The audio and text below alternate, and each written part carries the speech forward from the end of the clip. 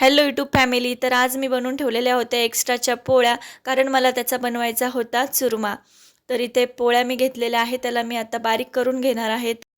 तर मी हा चुरमा मिक्सरमध्येच करणार आहे, परंतु आता इथे मी छोटे छोटे तुकडे करून घेणार आहे, म्हणजे मिक्सरमध्ये आपले बसणार नाहीत. तर बघा, चुरमा करायचा म्हटला की मी एक्स्ट्राच्या पोळ्या करून ठेवत असते, मग त्याचा चुरमा खूप सुंदर होतो. तर तुम्ही सकाळी करायचं असेल तर रात्री तुम्ही पोळ्या करून ठेवायच्या, किंवा रात्री तुम्हाला चुरमा करायचा असेल तर तुम्ही सकाळी करून ठेवू शकता चपाती. तर बघा, इथे मी छोटे छोटे तुकडे करून घेतले आणि आता त्यांना मिक्सरमधनं बारीक करून घेतलं. तर अशा पद्धतीने तुम्ही बारीक करून घ्यायचं.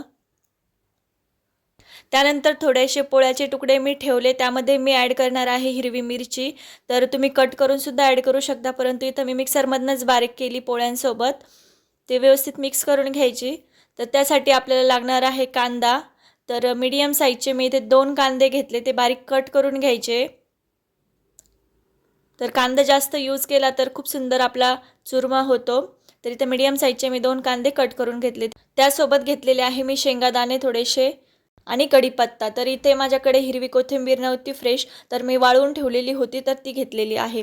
त्यानंतर एक कढाई घ्यायची, त्यामध्ये ॲड करायचं तेल, जिरे आणि मोहरीची फोडणी करून घ्यायची. त्यानंतर ॲड करायचा कांदा.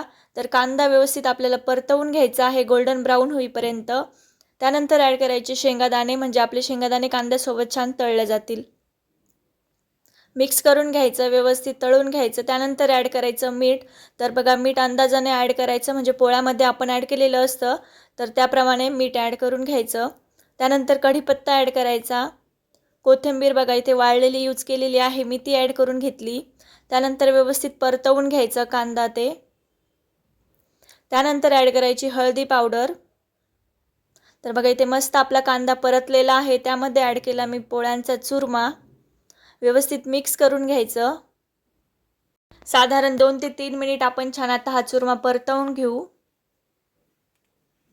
त्यानंतर ॲड करायची साखर. तर बघा, इथं मी अर्धा चमचा साखर ॲड केलेली आहे. साखर ॲड करून बघा तुम्ही, चुरम्यामध्ये खूप सुंदर होतो. त्यानंतर झाकण ठेवून आपण हा चुरमा कमीत कमी 1 ते 1.5 मिनिट ठेवणार आहेत. तर तुम्ही बघू शकता, इथे मस्त आपला पोळ्यांचा चुरमा रेडी झालेला आहे. तर बघा, असा पोळ्यांचा चुरमा जर तुम्ही बनवला तर गरम गरमच खायला घ्यायचा, म्हणजे खूप सुंदर लागतो. तर बघा, इथे मस्त आपला पोळ्यांचा चुरमा रेडी झालेला आहे. रेसिपी आवडली असेल तर चॅनलला नक्की सबस्क्राईब करा, व्हिडिओला लाईक करा आणि शेअर करा. तर बघा, तुम्हाला आवडत असेल तर लिंबूसुद्धा तुम्ही ॲड करू शकता. आणि चॅनलवरती जर नवीन असाल तर सबस्क्राईब करायला विसरू नका.